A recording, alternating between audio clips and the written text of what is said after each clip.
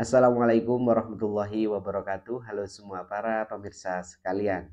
Berjumpa kembali di channel yang selalu memberikan informasi dan juga edukasi mengenai perawatan luka. Dan masih bersama saya Muhammad Sibromulis, Mantri Luka. Baik, di kesempatan hari ini saya akan membahas sebuah permasalahan luka yang ditanyakan kepada saya kemarin saat saya mudik, di mana memang kemarin saya membalas komentar maupun konsultasi-konsultasi yang dikirimkan melalui nomor WhatsApp saya. Membalasnya agak sedikit lama karena memang lagi di kampung halaman ya, lagi berkumpul dengan keluarga. Jadi di kesempatan hari ini saya akan menjawabnya di sesi kali ini, yaitu mengenai luka dengan tendon ekspos. Di mana luka dengan tendon ekspos ini memang menjadi suatu permasalahan yang sering kita temukan saat terjadi luka kronis, di mana yang stadiumnya adalah stadium 4. Oke. Dan bagaimana sih cara perawatannya dan bagaimana cara penanganannya yang baik agar nantinya tendon ini bisa diselamatkan, dan apa bahayanya jika tendon ini harus dipotong ataupun dibuang. Maka dari itu, alangkah lebih baiknya kita akan bahas terlebih dahulu apa itu tendon. Ya. Jadi, tendon ini merupakan jaringan yang menghubungkan antara otot dan juga tulang, di mana memang fungsinya sangat vital sekali ya dalam pergerakan maupun pergeseran pada tulang kita. Dan juga memang ini untuk tendon bersifat fleksibel dan juga kuat pastinya ya. Dan untuk fungsinya sendiri memang yang pertama adalah menghubungkan otot dengan tulang ya. Seperti yang ada di jari tangan ataupun di jari kaki ya. Dan banyak lagi bagian-bagian di mana tendon itu berada yang fungsinya memang menghubungkan antara otot dan juga tulang. Oke. Selanjutnya adalah membuat tulang lebih stabil dan menggerakkan tulang ataupun organ tertentu ya.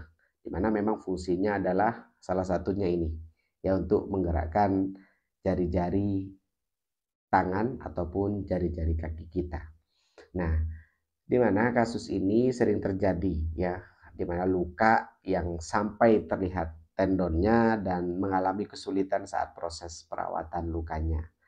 Dan memang untuk luka dengan tendon ekspos ini harus lebih dihati-hati, terutama adalah pada saat proses perawatan lukanya di membuang jaringan mati ya.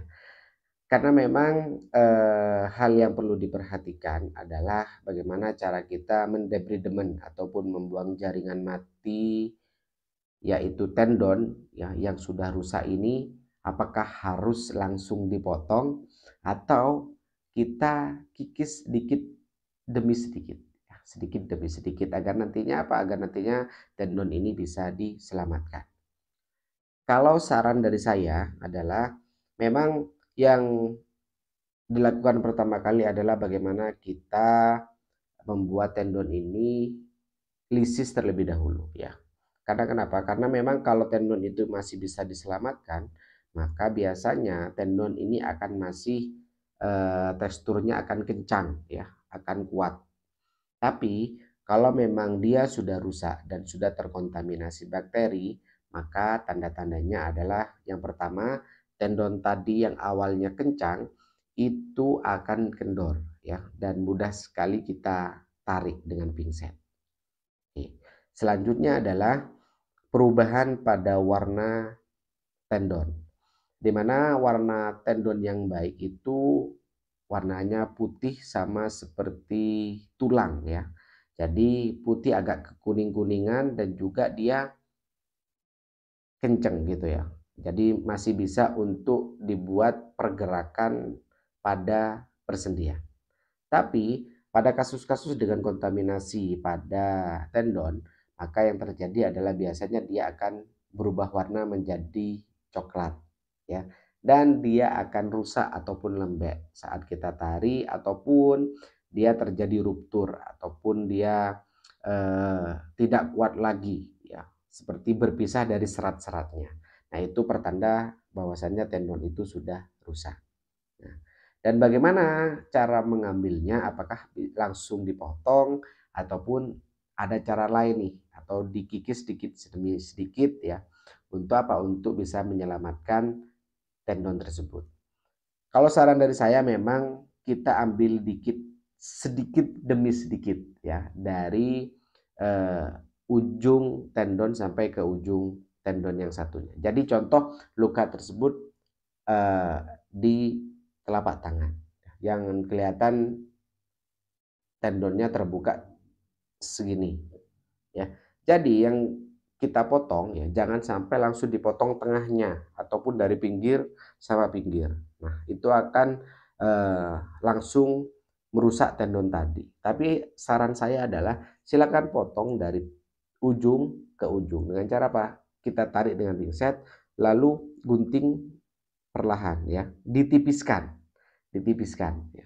Agar apa? Agar nantinya kita masih bisa berharap adanya tendon yang masih bisa kita selamatkan ya. Apabila tendon tadi tidak terkontaminasi oleh bakteri ataupun luka-luka dikarenakan luka stadium 3 atau 4 ya, luka akut contohnya yang sampai kelihatan tendonnya, itu masih bagus biasanya kalau kita proses perawatannya baik.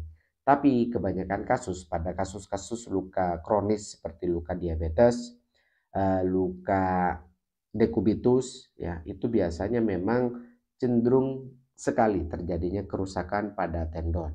Jadi hal itu memang kalau kita tidak ambil maka akan menjadi salah satu faktor penghambat dalam proses penyembuhan pada luka. Jadi bijaklah dalam mengambil keputusan untuk memotong ataupun mengambil tendon yang sudah rusak, ataupun tendon yang sekiranya dilihat masih ada yang bagus ataupun masih ada yang kencang gitu kan, silakan dipilih dengan baik, sebaik-baiknya ya. Agar apa? Agar nantinya eh, jari kita masih bisa berfungsi secara normal. Kenapa saya bilang seperti itu? Kalau kita langsung memotong tendon tadi, maka resikonya yang terjadi adalah terbatasnya pergerakan pada persendian, ataupun kalau sudah parah tendonnya banyak yang rusak dan banyak yang kita ambil, maka yang terjadi adalah kontraktur ataupun kekakuan pada jari-jari yang tendonnya diambil. Maka biasa dia lebih sulit untuk bergerak ataupun dia kencang seperti ini ya. Jadi kalau kaki itu pada pasien-pasien diabetes, jari-jarinya yang tidak bisa digerakkan. Ya, dikarenakan apa? Dikarenakan tendonnya sudah putus. Maka dari itu silakan dihati-hati. Itu memang suatu pilihan yang sulit, tapi yang harus kita pertimbangkan memang bagaimana kesembuhan pasien. Ya, pada pasien-pasien dengan diabetes boleh silakan diambil saja kalau memang itu merupakan faktor penghambat dalam proses penyembuhan pada lukanya. Ya, itu dia penjelasan saya sedikit mengenai permasalahan tendon expose yang banyak sekali ditanyakan kepada saya ya. Jadi silakan nanti bisa dipraktekkan ya. Mohon maaf saya tidak bisa langsung praktek karena memang kasus-kasus seperti itu butuh izin juga dari pasien untuk mengambil videonya, dan juga untuk saat ini saya belum punya pasien dengan tendon expose. Mungkin nanti suatu saat kalau memang ada saya akan praktekkan bagaimana cara mengkikis tendon yang baik agar nantinya bisa menyelamatkan tendon yang masih bagus ya, seperti itu. Oke, terima kasih, itu dia penjelasan yang ingin saya sampaikan. Terima kasih atas support yang sudah diberikan. Mohon maaf nih minggu-minggu ini ya, kalau tidak salah 2 minggu ini saya kurang banyak menyapa ataupun ada momen-momen di mana tidak mengupload video karena memang masih suasana lebaran. Insya Allah di minggu-minggu yang akan datang kita akan tetap rutin untuk memberikan informasi dan juga edukasi mengenai perawatan luka. Terima kasih sekali lagi, saya Muhammad Sibromulis pamit undur diri. Sampai jumpa di video-video yang lain. Oke, Assalamualaikum warahmatullahi wabarakatuh. Ingat, ada luka, ingat mantri luka.